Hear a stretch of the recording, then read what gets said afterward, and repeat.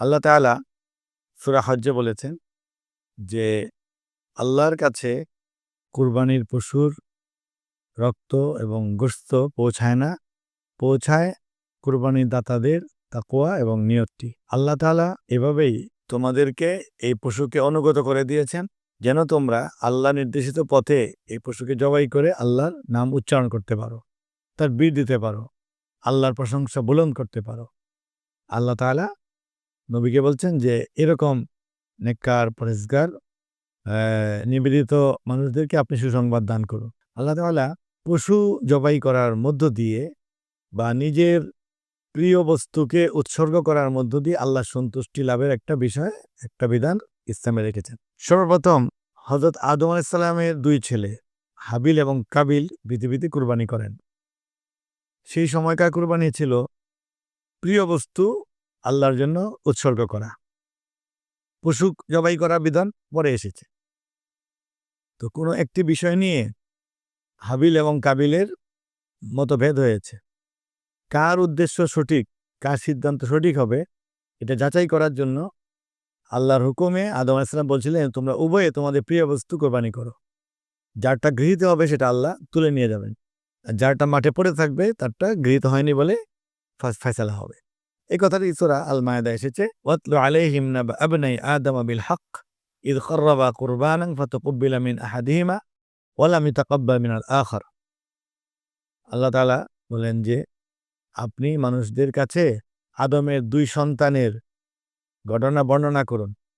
যখন তারা উভয় কুরবানি করেছিল, একজনের কুরবানি কবুল হয়েছিল, ওয়া লাম ইতাকাব্বাল মিনাল আখার, অন্যজনের কুরবানি গৃহীত হয়নি।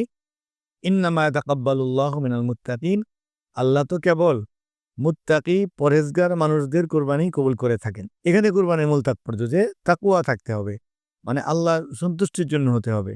শুধুমাত্র আল্লাহ এটি গ্রহণ করলেই আমাদের বাচ্চা, না করলে আমাদের কোনো ফল পাবো না, এরকম একটা মনোভাব থাকতে হবে।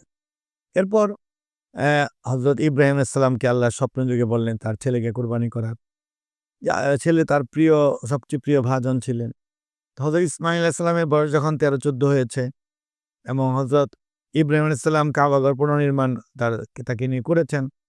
এরপর তাকে কাজে কর্মে সাথে সফরে পান, মানে ছেলেটি তখন নিজের পুত্র হিসেবে স্নেহধন্য, আবার তার কাজে কর্মে থাকেন বলে খুবই প্রয়োজনীয় এবং ছেলেকে তিনি কলিজার চেয়ে বেশি ভালোবাসেন, এই নিজের প্রাণের চেয়ে ভালোবাসেন। সেই ছেলেকে হঠাৎ আল্লাহ মানে স্বপ্নযোগে বললেন যে তুমি কোরবানি করো। তারপরে আবারও দেখলেন, তিনি নিশ্চিত হলেন যে আল্লাহর হুকুম পক্ষ থেকে হয়েছে। যেহেতু তিনি নবী ছিলেন, রাসূল ছিলেন, তার এই সত্য, মানে তার নির্দেশনা সত্য, মানে স্বপ্ন এটা সত্য, এই জন্য তিনি ছেলেকে বললেন যে আমি কোরবানি করব।